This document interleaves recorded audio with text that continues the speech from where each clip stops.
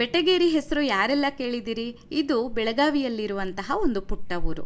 ಇವತ್ತು ನಾವು ಸುಲಭ, ರುಚಿಕರ ಹಾಗೂ ಪ್ರಸಿದ್ಧವಾದ ಬೆಟಗೇರಿ ಚಟ್ನಿ ಹೇಗೆ ಮಾಡೋದು ನೋಡೋಣ. ನಮಸ್ತೆ, ನಾನು ನಿಮ್ಮ ಲತಾ, ವೆಜ್ ರೆಸಿಪೀಸ್ ಆಫ್ ಕರ್ನಾಟಕಕ್ಕೆ ನಿಮಗೆಲ್ಲರಿಗೂ ಮತ್ತೊಮ್ಮೆ ಸ್ವಾಗತ.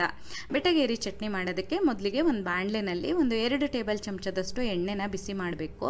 ಆಮೇಲೆ 1 ಚಮಚ ಸಾಸಿವೆ, 1 ಚಮಚ ಜೀರಿಗೆ ಹಾಕಿ, ಸಾಸಿವೆ ಜೀರಿಗೆ ಚಟಪಟ ಅಂತ ಸಿಡಿದ ಕೂಡಲೇ ಸಣ್ಣದಾಗಿ ಕತ್ತರಿಸಿರುವಂತಹ ಹಸಿಮೆಣಸಿನಕಾಯಿ ಹಾಕಬೇಕು, ಅಥವಾ ಹಸಿಮೆಣಸಿನಕಾಯಿ ಪೇಸ್ಟ್ ಕೂಡ ಹಾಕ್ಬೋದು.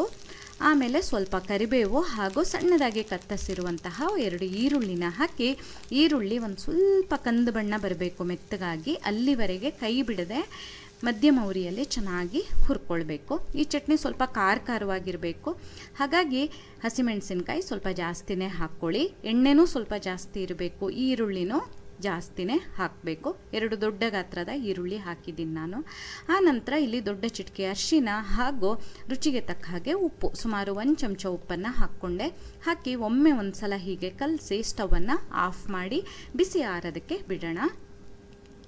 ಆ ಟೈಮಲ್ಲಿ ಮಿಕ್ಸಿ ಜಾರಲ್ಲಿ ಅರ್ಧ ಕಪ್ಪಷ್ಟು ಹುರಿಗಡಲೆ ಅಥವಾ ಪುಟಾಣಿ ಅಥವಾ ಕಡಲೆಪಪ್ಪನ್ನು ತಗೊಂಡು ಹೀಗೆ ಪುಡಿ ಮಾಡಿಕೊಳ್ಬೇಕು.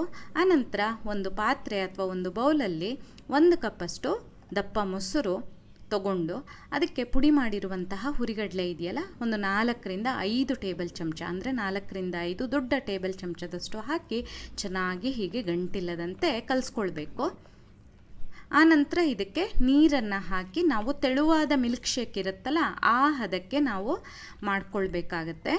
ನಾನು ಸುಮಾರು 3/4 ಕಪ್ಪಷ್ಟು ನೀರನ್ನು ಹಾಕಿದ್ದೀನಿ ನೋಡಿ, ಈ ಹದಕ್ಕೆ ಮಾಡ್ಕೊಳ್ಬೇಕು. ಆನಂತರ ಇದಕ್ಕೆ 2 ಚಮಚದಷ್ಟು ಸಕ್ಕರೆ ಹಾಕಬೇಕು. ನಾನು ಸಕ್ಕರೆ ಬದಲಾಗಿ ಬೆಲ್ಲದ ಪುಡಿಯನ್ನು ಹಾಕ್ಕೊಳ್ತಾ ಇದ್ದೀನಿ. ನೀವು ಸಕ್ಕರೆನಾದರೂ ಹಾಕಿ, ಬೆಲ್ಲನಾದರೂ ಹಾಕಿ, ಆದರೆ ಮಿಸ್ ಮಾಡಬೇಡಿ. ಈ ಚಟ್ನಿ ಖಾರ, ಸಿಹಿ, ಹುಳಿಯಾಗಿ ಬಹಳ ರುಚಿಯಾಗಿರುತ್ತೆ. ಹಾಗಾಗಿ ಸಕ್ಕರೆ ಅಥವಾ ಬೆಲ್ಲನ ಹಾಕಲೇಬೇಕು. ಒಮ್ಮೆ ಹೀಗೆ ಕಲಸಿ ಅಷ್ಟೊತ್ತಿಗೆ ಇಲ್ಲಿ ಬಿಸಿ ಸ್ವಲ್ಪ ಕಡಿಮೆ ಆಗಿರುತ್ತೆ. ತುಂಬ ಬಿಸಿ ಇರೋದು ಬೇಡ, ತುಂಬ ತಣ್ಣಗೂ ಬೇಡ, ಹದವಾಗಿ ಬಿಸಿ ಇರಲಿ. ಅಷ್ಟೊತ್ತಿಗೆ ನಾವು ಈಗ ಕಲಿಸ್ಕೊಂಡಿದ್ವಲ್ಲ ಆ ಮಿಶ್ರಣನ ಸುರಿದು ಚೆನ್ನಾಗಿ ಒಂದು ಸಲ ಹೀಗೆ ಕಲಸಿ, ಮೇಲಿಂದ ಸಣ್ಣದಾಗಿ ಕತ್ತರಿಸಿರುವಂತಹ ಕೊತ್ತಂಬರಿ ಸೊಪ್ಪನ್ನು ಹಾಕಿ ಪುನಃ ಒಂದು ಸಲ ಕಲಸಿದ್ರೆ ಬಹಳ ಪ್ರಸಿದ್ಧ ಹಾಗೂ ರುಚಿಕರವಾದ ಬೆಟಗೇರಿ ಚಟ್ನಿ ತಯಾರಾಗುತ್ತೆ. ಈ ಚಟ್ನಿನ ಪೂರಿ, ದೋಸೆ, ಇಡ್ಲಿ ಜೊತೆ ಎಲ್ಲ ಬಡಿಸ್ಬೋದು. ನಾನು ಪೂರಿ ಬೇಡ ಅಂತ ಚಪಾತಿ ಜೊತೆ ಟೇಸ್ಟ್ ಮಾಡಿದ್ದೆ, ಬಹಳ ಚೆನ್ನಾಗೇ ಅನ್ನಿಸ್ತು. ಚಪಾತಿ ಜೊತೆ ತಿನ್ನೋಷ್ಟೊತ್ತಿಗೆ 1 ಚಮಚ ಇಟ್ಕೊಂಡು ಚಮಚದಲ್ಲಿ ಕೂಡ ತಿನ್ಬೋದು. ತುಂಬ ರುಚಿ, ಎಲ್ಲದಕ್ಕಿಂತ ಮಾಡೋದಕ್ಕೆ ತುಂಬ ಸುಲಭ. ನೀವು ಟ್ರೈ ಮಾಡಿ.